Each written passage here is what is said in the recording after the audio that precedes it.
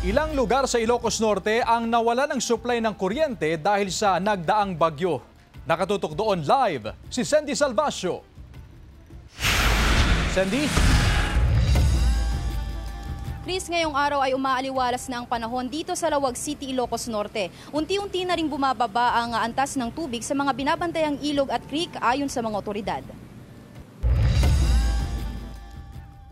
Nawalan ng supply ng kuryente ang ilang lugar sa Ilocos Norte dahil sa hagupit ng nagdaang Super Typhoon Nando. Kaya ang ilang residente kanya-kanyang diskarte kung paano makakapag-charge ng kanilang mga cellphone.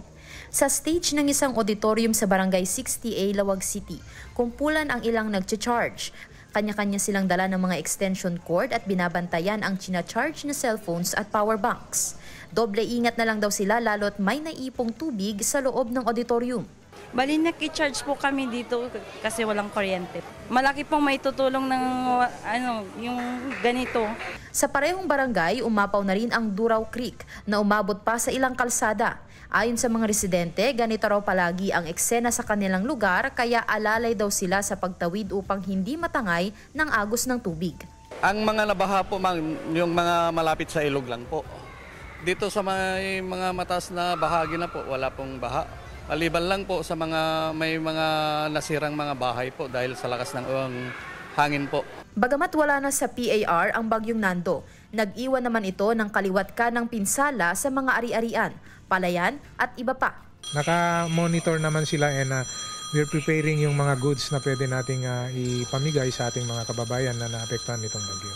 Nakabantay rin ang Office of the Civil Defense Region 1 sa mga probinsya upang siguraduhin nasa maayos na kalagayan ang mga residente.